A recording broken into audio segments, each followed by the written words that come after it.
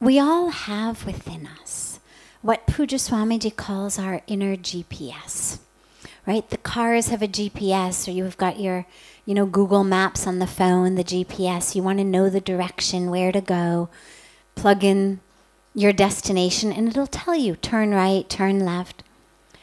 So we all have that inner GPS. You can call it a divine voice. You can call it the higher self. You can call it intuition. These are all different ways of describing that, an inner knowing. Not a knowing that comes from my five senses, not a knowing that comes from something I've seen or heard or touched or tasted or smelled, but nonetheless, I know.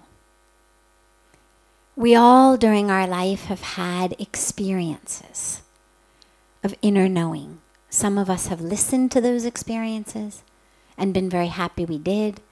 Some of us have not listened to the intuition. We've doubted it, we've ignored it. Later on we've regretted, oh God, I really should have listened. Nonetheless, we all have that inner voice.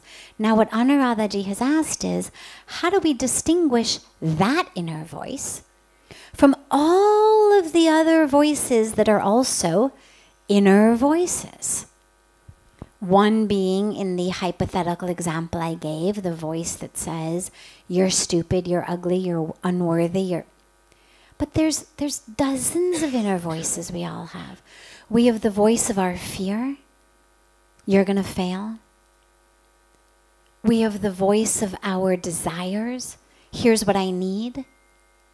Gotta get that. That's the key to my happiness. If I just could go to that place, if I just could have those clothes, if I just could marry that guy, if I just could lose 10 pounds, then I'd be happy.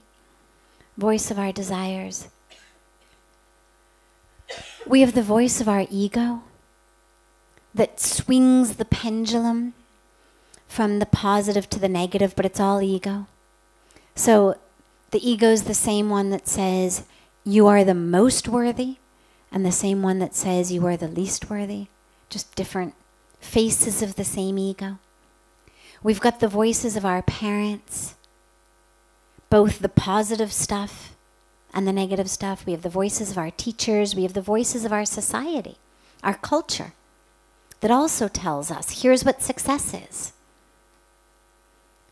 Certain cultures, success is, you better have a job. No, you shouldn't stay home only and take care of the kids. What do you mean you don't also work full time? Some cultures, it's the opposite. What do you mean you work full time? My God. How could you possibly let somebody else take care of your children? So, voice of culture. You're too fat, you're too thin, you're too pale, you're too dark. What our culture tells us. So we've got all of these voices in our head, and then of course there's the inner voice, that divine voice, and how to tell the difference. The only way is practice. When you meditate, eventually, those other voices become very still.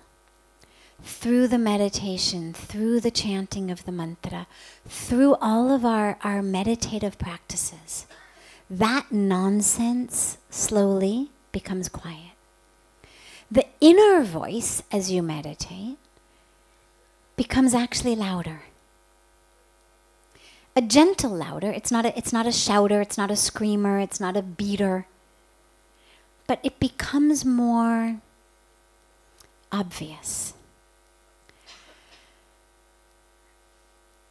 Such that we recognize it. The dilemma becomes when we try in moments of crisis or moments where we have to make a decision, where I don't know my inner voice. I'm not a meditator. And suddenly now there's 100 voices in my head. it's very, very difficult at that moment to distill. And this is why having a spiritual practice is so important. You know, if you think about, say there's a nursery of 50 babies inside. Mothers are gathered outside talking to each other. Suddenly, from inside the nursery, one baby cries. Now, to an onlooker, every baby's cry sounds exactly the same. But a baby starts crying inside, and one of the women, only one, there's dozens of women standing outside, one of them says, "That's my kid," and rushes inside to pick up her baby. Now, to an outsider, there is absolutely no way to distinguish this cry from that cry. And there are infants inside. I'm not talking about young kids talking voices. Infants crying, screeching. How does that mother know? Because she's so connected to that child.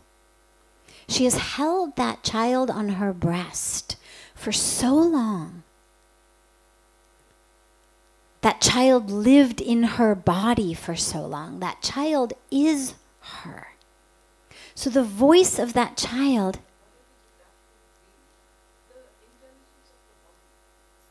I don't think so. Because it happens with adopted mothers as well. It's not actually only a birth thing. So you've carried the child, great. Even if you haven't, you've adopted the child, it still happens. It's a connection that is so deep to that child. When we have that same connection with our own inner voice, then and only then, in moments when there's 100 voices going, like 50 kids screaming in a nursery, are we going to know, that is my inner voice. The other way to know, and there's several techniques, but for me personally what I've found is the inner voice is almost never frenetic. It's not hyper. Desires are hyper. Gotta have it now.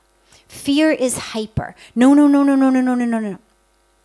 The inner voice is almost never frenetic, even in moments of great importance. So even in my life, in moments when I, came to India and had this experience on the banks of Ganga and knew instantly, this is home. The voice was there. It was instant in that moment. But even in such a powerful moment, it was not frenetic, it was not hyper. It was not now. There's a quality to intuition, to the divine voice, that is much calmer than the frenetic drama of our fears and of our desires and of the rest of it. So that's one way to know.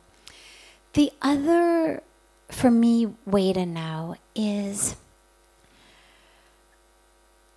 the voice that makes you feel separate from yourself. So the voice that puts you into the body, whether what the body looks like or what the body can do. So the voice that says, you can't do that, you're not smart enough. You can't do that, you're not good enough, you're not rich enough, you're not young enough. The voice that is identifying you by the body is not going to be your intuition. Because the intuition, the inner voice, is it's soul. It's not body. And so the more a voice is trying to stick you into a false identity, the less I would trust it. And third, when you listen to the inner voice, when you're lying in bed at night, there's gonna be a voice that when you listen to it, enables you to breathe and fall asleep. Doesn't mean it's easy. Doesn't mean it's not going to be a drastic change in your life. But even if what that voice is telling you is a drastic change, nonetheless, there is a moment of, yeah. And you breathe, and sleep is able to come. The voices of fear, of ego, of desires, of culture are the voices that keep you from sleeping. Those are the voices that are relentless. The inner voice is prepared to wait till morning, if necessary. It's patient, it's there, it's you. And so if voices are keeping you up in the night and not letting you sleep with a frenetic quality, chances are it's not intuition.